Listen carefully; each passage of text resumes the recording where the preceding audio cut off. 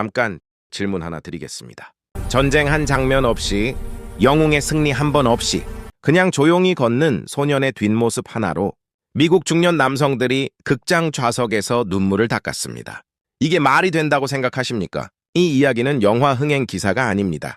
한국이라는 나라가 세계에 무엇을 팔고 있는가? 아니, 더 정확하게는 한국이 자신도 모르는 사이 세계에 무엇을 수출하고 있는가? 그 질문에 대한 기록입니다. 오늘 이 영상을 끝까지 보시면 세 가지를 가져가시게 됩니다. 첫째, 왜 1,400만 관객이 결말을 알면서도 다시 극장을 찾았는지. 둘째, 왜 중국이 조선의 왕 이야기에 갑자기 불편함을 드러냈는지. 셋째, 그리고 한국의 진짜 힘이 군사력도 경제력도 아닌 곳에서 나온다는 사실. 이 세 가지를 영국 국제정치 분석가의 시선을 빌려 풀어드리겠습니다. 영상 보시기 전에 구독과 좋아요 눌러주시면 정말 큰 힘이 됩니다. 그럼 지금부터 시작합니다. 그의 이름은 데이비드 밀러, 런던에서 국가 전략을 연구하는 분석가입니다. 군사동맹, 국내 총생산, 외교지수, 국가의 힘은 숫자로 증명된다라고 평생 믿어온 사람이죠. 이 남자가 이번에 흔들렸습니다. 이유는 단 하나, 한국 영화 한 편 때문이었습니다. 2026년 봄, 런던의 한 싱크탱크 사무실, 밀러는 아시아 문화 콘텐츠 동향 보고서를 검토하다가 손을 멈췄습니다. 한국 사극 영화 한 편이 1,400만 관객을 넘겼다는 수치 앞에서였습니다. 왕과 사는 남자. 제목부터 낯설었습니다. 왕과 함께 사는 남자라니. 전쟁 영웅의 서사도 아니고 복수의 드라마도 아니고 그냥 왕 곁에 사는 한 남자 이야기라니. 밀러는 처음엔 단순한 국내 소비 현상으로 치부했습니다. 한국 사람들이 자국 역사물을 좋아하는 거겠거니 하고 넘기려 했죠. 그런데 며칠 뒤 올라온 다른 수치가 밀러의 손을 다시 붙잡았습니다. 북미 121개 극장, 매출 239만 달러, 로튼토마토 관객 점수 96%. 밀러는 노트를 꺼냈습니다. 숫자를 적는 손이 평소보다 느렸습니다. 그는 오랫동안 콘텐츠 수출이라는 개념을 가볍게 봐왔던 사람이었습니다. 드라마나 영화가 국가 전략의 핵심이 된다는 주장을 솔직히 말하면 진지하게 받아들이지 않았습니다. 그런데 지금 눈앞의 숫자는 달랐습니다. 언어가 다르고 문화가 다르고 역사적 배경을 전혀 모르는 미국과 캐나다 관객들이 한국의 15세기 이야기 앞에서 96%의 만족도를 남겼다는 것. 이건 그냥 영화가 재밌다는 이야기가 아니었습니다. 그리고 밀러는 한 리뷰 문장 앞에서 완전히 멈췄습니다. 자막이 부담되지 않을 만큼 몰입감이 크다. 언어의 장벽이 무너지고 있었습니다. 밀러는 그날 보고서에 이렇게 적었습니다. 이것은 콘텐츠 수출이 아니다. 무언가 다른 것이 태평양을 건너고 있다. 이 이야기는 여기서 시작됩니다. 그리고 끝에 가면 여러분은 알게 되실 겁니다. 한국이 왜 이 시대에 세계가 필요로 하는 나라인지, 그리고 그 힘이 어디서 오는지를. 두려운 것이 하나 있다면 이 사실을 한국인 스스로가 모르고 있다는 점입니다. 결말을 알고도 다시. 밀러는 노트에 적힌 숫자들을 다시 들여다봤습니다. 1,400만, 239만 달러, 96%. 숫자는 명확했습니다. 그런데 밀러를 진짜로 붙잡은 건 숫자가 아니었습니다. 그것은 댓글 하나였습니다. 2번 봤다. 3번째 예매했다. 밀러는 처음에 오타라고 생각했습니다. 아니면 극성 팬의 과장이거나. 그런데 같은 내용의 댓글이 반복됐습니다. 국내 관객 반응을 분석한 보고서 어디에서나 등장했습니다. 결말을 알면서도 다시 간다. 밀러는 펜을 내려놓았습니다. 국제정치 분석가로서 그가 다루는 데이터는 늘 합리적 선택을 전제로 합니다. 사람은 이익이 있을 때 움직입니다. 새로운 정보가 있을 때 다시 확인합니다. 그런데 이 관객들은 새로운 정보가 없는 영화를 다시 보고 있었습니다. 영화의 배경은 1457년입니다. 조선 제6대 왕 단종, 12살의 왕위에 올랐고 15의 숙부 수양대군에게 왕위를 빼앗겼습니다. 강원도 청령포로 유배됐고 17살의 삶을 마쳤습니다. 한국인이라면 초등학교 때부터 배우는 역사입니다. 결말이 바뀔 리 없습니다. 단종은 살아 돌아오지 않습니다. 촌장의 충심이 왕을 구하지도 않습니다. 그런데 사람들은 다시 극장으로 갑니다. 밀러는 그 이유를 찾기 시작했습니다. 심리학 자료를 뒤졌습니다. 반복 관람 행동에 관한 논문을 찾아봤습니다. 문화 소비 패턴 분석 보고서도 읽었습니다. 그리고 한 가지 개념 앞에서 멈췄습니다. 확인 소비. 사람은 감동받은 경험을 다시 확인하기 위해 돌아갑니다. 그 감동이 진짜였는지를 자신의 몸으로 다시 검증하려는 행위입니다. 그렇다면 질문이 바뀝니다. 한국 관객들이 확인하려는 것은 무엇인가? 밀러는 영화의 줄거리를 다시 정리했습니다. 마을의 부흥을 위해 스스로 유배지를 자처한 촌장, 유배지에서 만난 어린 왕, 권력도 없고 백도 없고 돌아갈 왕좌도 없는 소년, 촌장에게 이 소년은 짐이었습니다. 아무런 이익도 없는 관계였습니다. 그럼에도 촌장은 떠나지 않았습니다. 소년 왕의 곁을 지켰습니다. 끝까지. 밀러는 노트에 이렇게 적었습니다. 한국 관객들은 비극을 소비하러 가는 것이 아니다. 그들은 태도를 확인하러 간다. 손해를 알면서도 떠나지 않는 선택. 이익이 없어도 끝까지 남는 사람. 그 장면이 진짜였는지를 다시 확인하러 가는 것이다. 밀러는 그제야 이 영화의 흥행 구조가 다른 영화와 근본적으로 다르다는 것을 깨달았습니다. 대부분의 흥행 영화는 놀라움으로 관객을 붙잡습니다. 반전, 스펙터클, 예상치 못한 결말. 그런데 왕과 사는 남자는 정반대입니다. 결말을 아는 관객을 익숙한 비극으로 두 번, 세 번 데려옵니다. 밀러는 창밖을 바라봤습니다. 런던의 봄은 여전히 흐렸습니다. 그는 생각했습니다. 영국에도 비극적 역사가 있습니다. 프랑스에도, 독일에도 있습니다. 그런데 결말을 알면서 그 비극을 반복해서 보는 문화는 그렇게 흔하지 않습니다. 한국인들은 왜 이 슬픈 결말 앞으로 자꾸 돌아가는가? 밀러는 아직 그 답을 갖고 있지 않았습니다. 하지만 이 질문이 단순한 영화 분석을 넘어선다는 것만은 이미 직감하고 있었습니다. 그리고 다음 날 밀러의 화면에 북미 관객 리뷰 분석 보고서가 올라왔습니다. 태평양 건너편에서도 같은 울림이 번지고 있었습니다. 태평양을 건넌 울림. 밀러는 보고서를 열었습니다. 북미 관객 반응 분석, 로튼토마토, 레딧, X, 각종 영화 커뮤니티에서 수집된 리뷰들이었습니다. 그는 천천히 읽기 시작했습니다. 첫 번째 리뷰. 너무 깊이 생각하지 말고 그냥 보라. 강렬하고 재밌고 사랑스럽고 감정적이면서도 깊은 여운을 남긴다. 두 번째 리뷰. 신분과 나이 차를 뛰어넘는 순수하고 진정성 있는 우정이다. 올해 본 영화 중 가장 아름다운 작품. 세 번째 리뷰. 자막이 부담되지 않을 만큼 몰입감이 크다. 실화를 바탕으로 해서 더욱 깊은 울림이 있다. 밀러는 세 번째 리뷰 앞에서 손을 멈췄습니다. 자막이 부담되지 않는다. 이 문장이 무엇을 의미하는지 밀러는 직업적 감각으로 즉시 읽어냈습니다. 할리우드는 수십 년 동안 외국 영화의 장벽으로 자막을 꼽아왔습니다. 미국 관객은 읽으면서 보는 것을 불편해한다. 그것이 오랜 통념이었죠. 그런데 지금 이 관객은 자막을 의식조차 하지 못했다고 말하고 있습니다. 영화에 완전히 빨려 들어간 것입니다. 밀러는 더 읽어 내려갔습니다.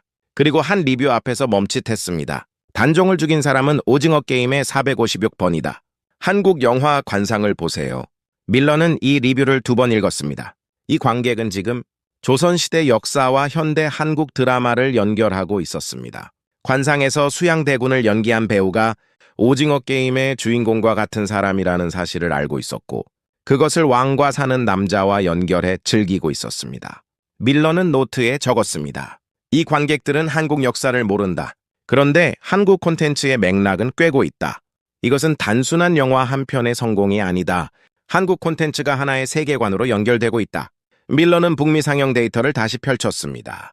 2026년 2월 14일, 미국과 캐나다 전역 50개 이상 도시에서 동시 개봉, 이후 상영관이 줄어드는 것이 아니라 늘어났습니다. 초기 26개 도시에서 시작해 121가의 극장으로 확대됐습니다.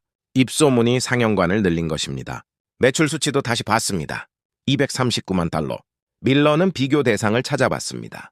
서울의 봄 북미 흥행 성적, 극한 직업 북미 흥행 성적, 그리고 박찬욱 감독의 헤어질 결심 북미 최종 흥행 성적 217만 달러. 왕과 사는 남자는 이 모든 기록을 넘어섰습니다. 밀러는 숫자를 분석하면서 이상한 감각을 느꼈습니다. 이 영화는 할리우드 문법으로 만들어지지 않았습니다. 거대한 전투 장면이 없습니다. 컴퓨터 그래픽으로 만든 스펙터클이 없습니다. 세계를 구하는 영웅도 없습니다. 청령포라는 작은 유배지, 소년 왕과 촌장, 그리고 조용한 걸음들, 그것이 전부였습니다. 밀러는 영화의 한 장면을 유튜브에서 찾아봤습니다. 단종이 마지막 길을 걷는 장면이었습니다. 아무 말이 없었습니다.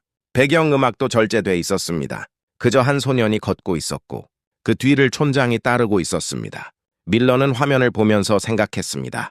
이 장면에서 LA 관객이 울었고 토론토 관객이 울었고 시드니 관객이 울었습니다. 언어가 달랐습니다. 문화가 달랐습니다. 역사를 알지도 못했습니다. 그런데 같은 자리에서 울었습니다. 밀러는 노트를 덮었습니다. 그리고 중얼거렸습니다. 이건 콘텐츠 수출이 아니다. 정서 수출이다. 한국은 지금 군사무기도 반도체도 아닌 인간이 보편적으로 느끼는 어떤 감각을 수출하고 있었습니다. 배신하지 않는 것, 끝까지 곁에 남는 것, 아무 이익 없이 함께 걷는 것. 그 정서가 자막을 넘고 언어를 넘고 태평양을 건넜습니다. 밀러가 노트를 다시 펼치려는 순간 화면에 새로운 알림이 떴습니다. 중국발 기사였습니다. 그는 헤드라인을 읽었습니다. 그리고 눈썹이 올라갔습니다. 반복되는 패턴. 밀러는 화면을 가까이 당겼습니다. 중국 온라인 커뮤니티발 기사였습니다. 내용은 간단했습니다. 단종의 이야기가 중국 역사 문화권과 연결된다는 주장이 일부 커뮤니티에서 번지고 있다는 것이었습니다. 밀러는 기사를 끝까지 읽었습니다. 그리고 노트를 펼쳤습니다. 사실 밀러에게 이 뉴스는 낯선 것이 아니었습니다. 그는 한국과 중국 사이의 문화 기원 논쟁을 오래전부터 추적해온 분석가였습니다. 첫 번째는 김치였습니다. 2020년 무렵 중국 관영 매체와 일부 누리꾼들이 김치가 중국 스촨성의 파오차이에서 유래했다는 주장을 퍼뜨렸습니다. 국제표준화기구의 파오차이 국제표준 등록을 근거로 들었습니다. 그러나 파오차이와 김치는 제조 방식도 재료도 발효 과정도 전혀 다른 음식이었습니다. 국제표준화기구 역시 두 식품은 별개라는 입장을 밝혔습니다. 그럼에도 논쟁은 쉽게 사그라들지 않았습니다. 두 번째는 한복이었습니다. 2022년 베이징 동계올림픽 개막식에서 한복을 입은 공연자가 중국 소수민족 대표로 등장했습니다. 한국에서는 거센 항의가 일었습니다. 외교 문제로 번졌고 한중 양국 관계에 파문을 일으켰습니다. 중국 측은 조선족 문화를 표현한 것이라고 했지만 그 논리가 한국인들에게 납득될 리 없었습니다. 세 번째는 전통놀이였습니다. 유츠놀이, 씨름, 그네뛰기. 한국의 전통 민속놀이가 중국 문화의 일부라는 주장이 산발적으로 제기됐습니다. 밀러는 이 모든 사례를 자신의 데이터베이스에 정리해두고 있었습니다. 그런데 이번은 달랐습니다. 음식이 아니었습니다.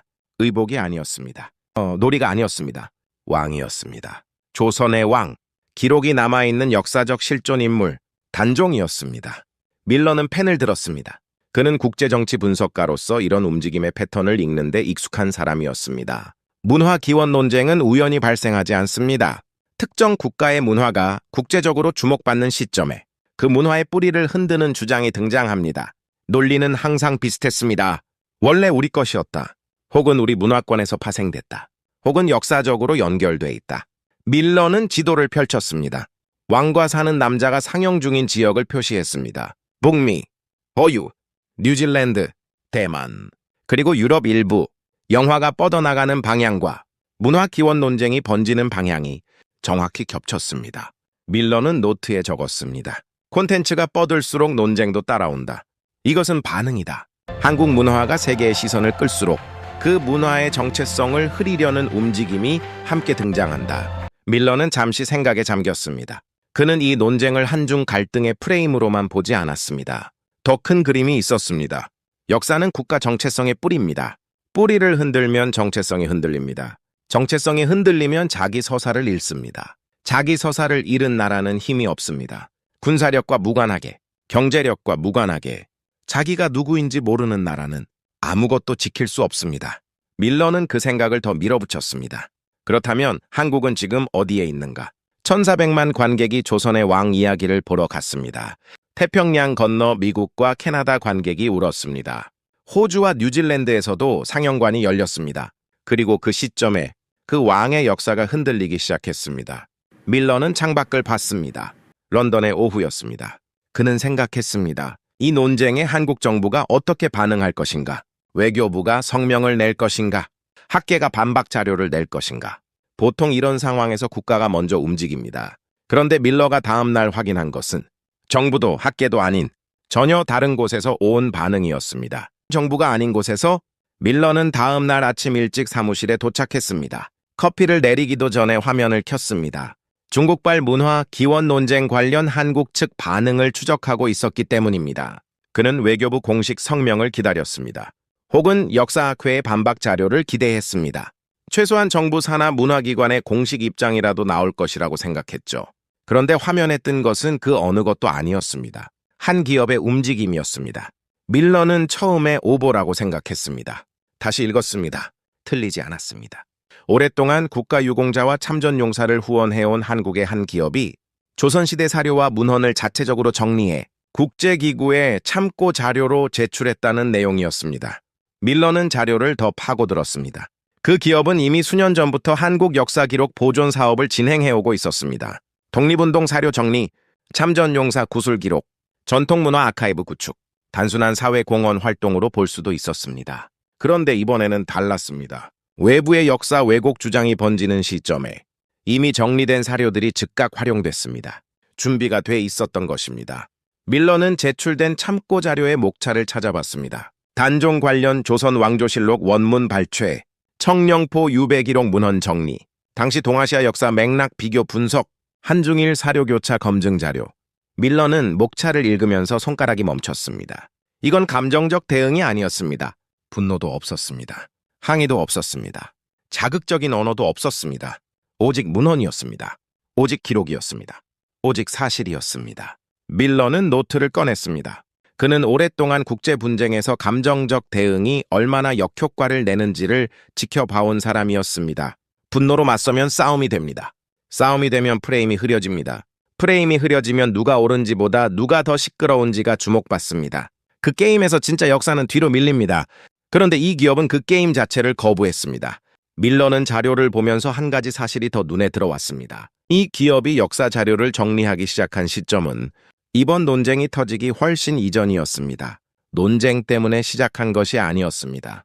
평소에 해왔던 일이 논쟁이 생기자 즉시 활용된 것이었습니다. 밀러는 이 지점에서 무언가 중요한 것을 직감했습니다. 국가 정체성을 지키는 방식이 그가 지금까지 배워온 것과 달랐습니다. 그는 국제정치학을 공부하면서 항상 국가 주도의 대응을 전제로 생각해왔습니다. 외교부가 성명을 냅니다. 정부가 항의합니다. 국가기관이 반박합니다. 그것이 국가가 정체성을 지키는 방식이라고 배웠습니다. 그런데 지금 눈앞에서 벌어지는 일은 기업이 먼저 움직이고 있었습니다. 밀러는 노트에 이렇게 적었습니다. 한국의 역사 방어선은 정부에만 있지 않다.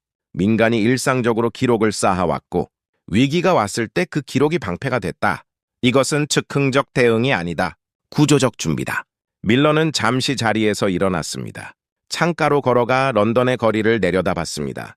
그는 영국 역사를 떠올렸습니다. 영국은 자국의 역사를 지키기 위해 국가가 얼마나 많은 자원을 씁니까?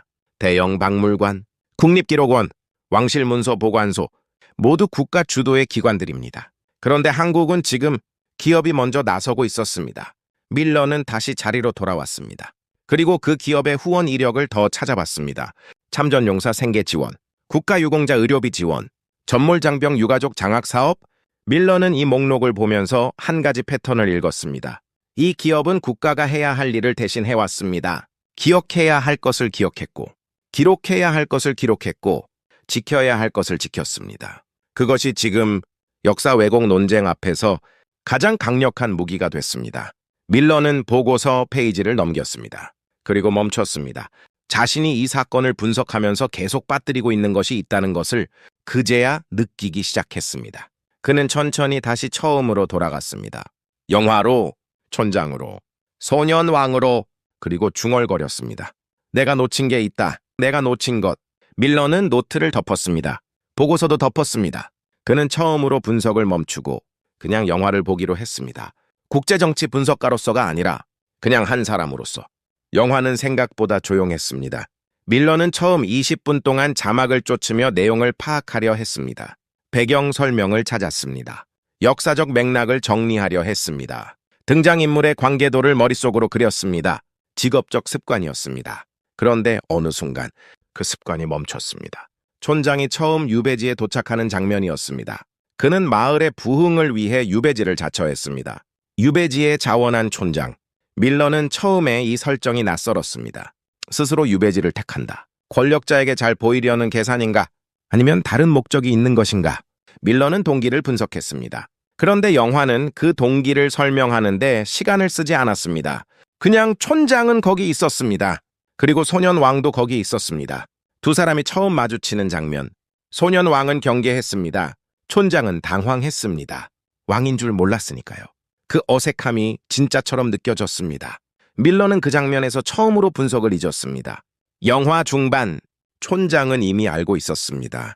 이 소년이 누구인지, 이 관계가 자신에게 어떤 위험이 될 수 있는지, 왕위를 빼앗긴 전왕 곁에 머문다는 것이 얼마나 위태로운 선택인지. 그럼에도 촌장은 떠나지 않았습니다. 밀러는 그 장면을 보면서 자신도 모르게 몸이 앞으로 기울었습니다. 밀러는 오랫동안 동맹의 조건을 계산해온 사람이었습니다. 국제동맹은 이익으로 맺어집니다. 공동의 위협이 있을 때, 혹은 공동의 이익이 있을 때, 나라들은 손을 잡습니다. 이익이 사라지면 동맹도 흔들립니다. 그것이 밀러가 수십 년 동안 국제정치를 분석하며 체득한 공식이었습니다. 그런데 촌장은 그 공식 밖에 있었습니다. 이익이 없었습니다. 아무런 보상도 없었습니다. 오히려 위험만 커졌습니다. 그럼에도 남았습니다. 밀러는 그제야 자신이 무엇을 놓쳤는지 알았습니다. 그는 이 영화를 분석하면서 내내 질문했습니다. 왜 미국 관객이 이 영화에서 울었는가? 왜 자막을 의식하지 못할 만큼 몰입했는가? 왜 한국인들이 결말을 알면서도 다시 보는가? 그 질문에 그는 계속 구조적 답을 찾으려 했습니다. 정서 수출, 문화 콘텐츠의 보편성, 반복 관람 심리. 맞는 말들이었습니다. 그러나 핵심이 아니었습니다. 핵심은 더 단순했습니다. 사람들은 이 영화에서 자기가 살면서 가장 원했던 것을 봤습니다. 손해를 알면서도 떠나지 않는 사람. 그것이었습니다. 밀러는 자신의 삶을 생각했습니다. 런던, 싱크탱크, 보고서, 분석. 그는 평생 합리적 선택을 연구했습니다. 이익을 계산하고, 위험을 측정하고, 최적의 판단을 내리는 법을 가르치고 배웠습니다. 그 삶에서 촌장 같은 사람을 만난 적이 있었던가? 밀러는 화면을 멈추지 않았습니다. 영화가 끝까지 흘러가도록 뒀습니다. 영화의 마지막 장면, 소년 왕이 걷습니다. 촌장이 따릅니다. 아무 말이 없습니다. 밀러는 그 화면을 보면서 자신의 눈가가 뜨거워지는 것을 느꼈습니다. 분석가로서 25년을 살아온 남자가 조선시대 소년 왕의 마지막 길에서 처음으로 분석이 아닌 감정을 느꼈습니다. 밀러는 한참 동안 화면이 꺼진 노트북을 바라봤습니다. 그리고 천천히 노트를 펼쳤습니다. 그는 이렇게 적었습니다. 나는 지금까지 이 영화가 왜 통하는지를 분석했다. 그런데 진짜 질문은 따로 있었다. 이 이야기는 왜 570년이 지나도록 사라지지 않았는가? 밀러는 펜을 내려놓았습니다. 그리고 창밖을 봤습니다. 런던의 저녁이 내려앉고 있었습니다. 그는 생각했습니다. 영국에도 비극적인 왕의 역사가 있습니다. 처형당한 왕, 폐위된 왕, 잊혀진 왕. 그런데 그 이야기가 500년 뒤에도 1400만 명을 극장으로 불러 모으는 일은 일어나지 않았습니다. 왜 한국은 다른가?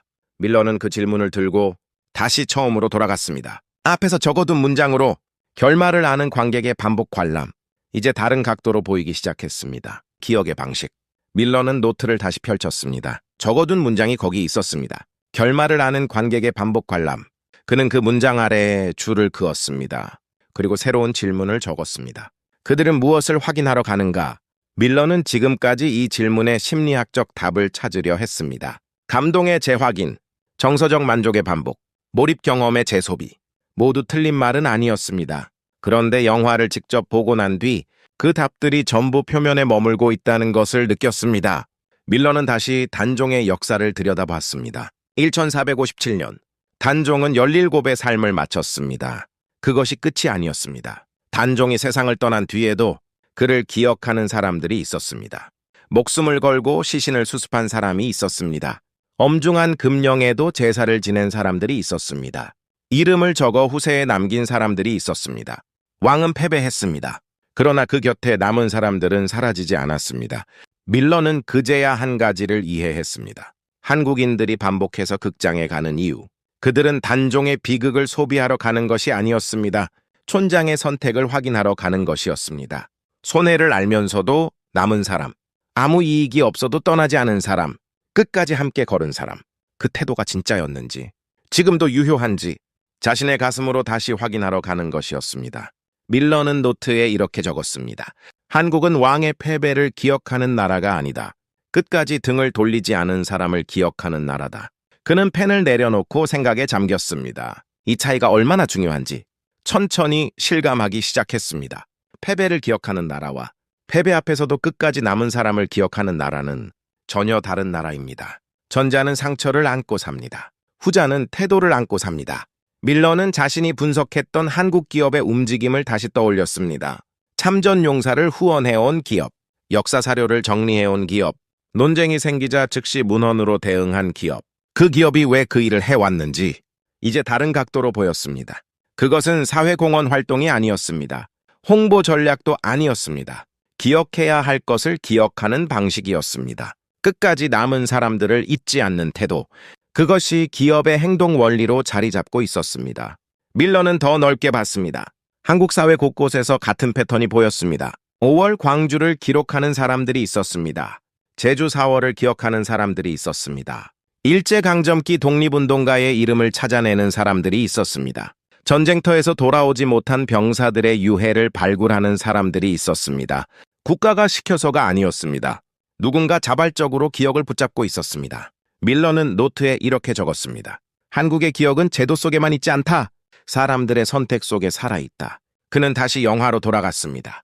단종이 걷는 마지막 장면. 그 장면이 왜 태평양을 건넜는지 이제 완전히 이해했습니다. 그 장면은 조선시대 이야기가 아니었습니다. 사람이라면 누구나 한 번쯤 꿈꾸는 장면이었습니다. 내가 가장 힘들 때 아무런 이익도 없는데 그냥 내 곁에 남아준 사람. 그 보편적인 그리움이 자막을 넘고 언어를 넘고 문화를 넘었습니다. 밀러는 잠시 눈을 감았습니다. 그는 25년 동안 국가의 힘을 숫자로 계산해 왔습니다. 병력, 국내 총생산, 핵탄두 보유량, 동맹국 숫자. 그 숫자들이 틀렸다는 것이 아니었습니다. 그러나 그 숫자들이 담지 못하는 힘이 있었습니다. 570년이 지나도 사라지지 않는 이야기, 결말을 알면서도 다시 확인하러 가는 사람들. 논쟁이 생기면 감정이 아닌 문헌으로 대응하는 기업, 국가가 시키지 않아도 기억을 붙잡는 사회. 이것들은 어떤 보고서에도 수치로 잡히지 않습니다. 그러나 분명히 존재합니다. 밀러는 노트를 덮으려다 멈췄습니다. 마지막으로 한 문장을 더 적었습니다. 영화는 계기였을 뿐이다. 기억은 이미 존재했다. 그는 노트를 덮었습니다. 그리고 내일 제출할 보고서의 마지막 페이지를 열었습니다. 마지막 문단을 아직 쓰지 못하고 있었습니다. 이제 쓸 수 있을 것 같았습니다. 국가의 힘. 밀러는 보고서의 마지막 페이지를 오래 바라봤습니다. 커서가 빈 칸 위에서 깜빡이고 있었습니다. 그는 이 보고서를 처음 시작했을 때를 떠올렸습니다. 한국 사극 영화 한 편이 1,400만 관객을 동원했다는 수치 앞에서 단순한 국내 소비 현상이겠거니 하고 넘기려 했던 그날, 그때의 자신이 얼마나 많은 것을 놓치고 있었는지 이제는 알았습니다. 밀러는 지난 며칠을 되짚었습니다. 첫째 날 숫자를 봤습니다. 1,400만, 239만 달러, 96%. 그 숫자들이 이상하다고 느꼈습니다.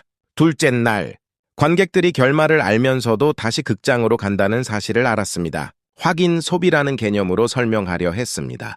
그러나 그것도 표면이었습니다.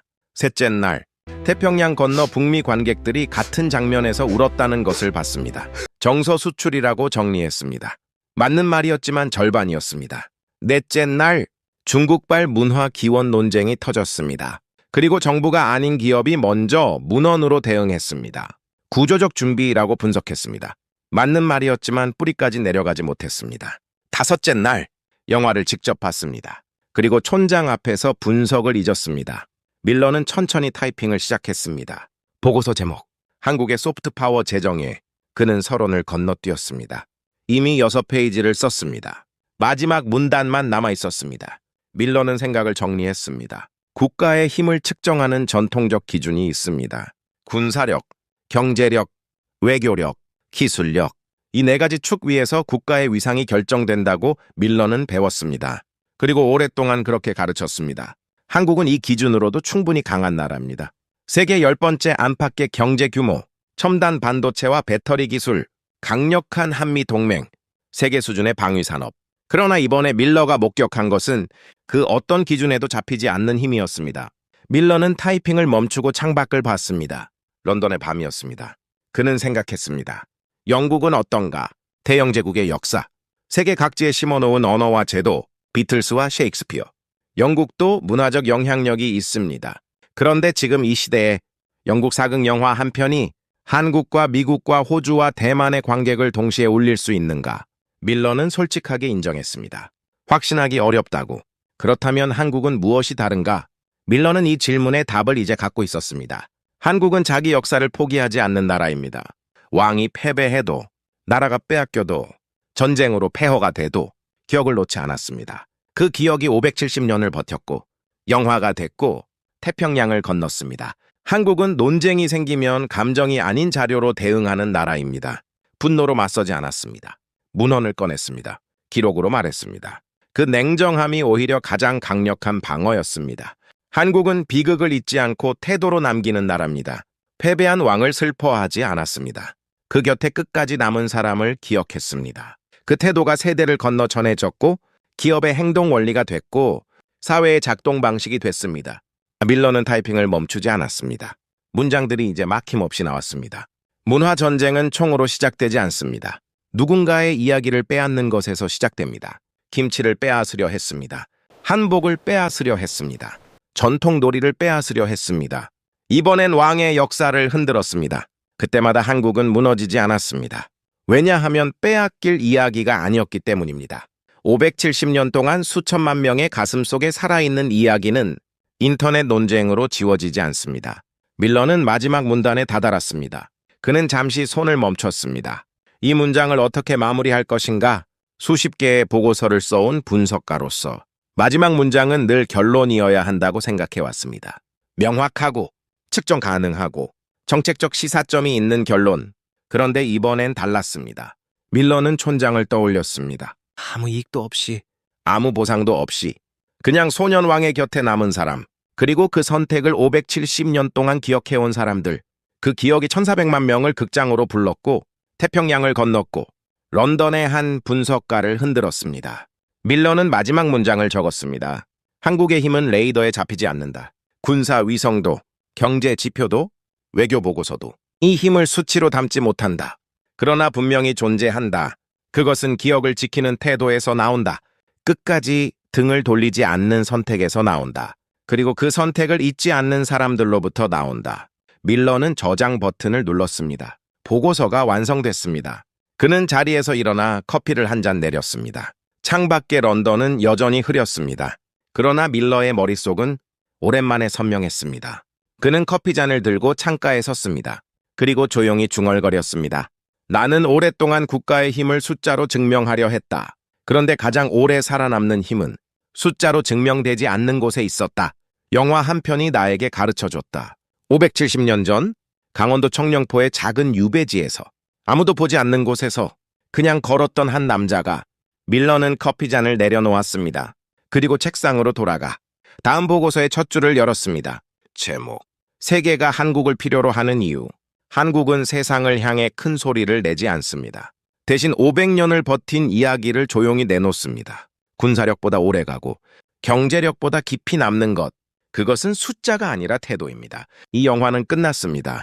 그러나 기억은 끝나지 않았습니다. 570년 전 아무도 보지 않는 자리에서 그저 끝까지 곁을 지켰던 한 선택. 그 선택을 잊지 않는 사람들.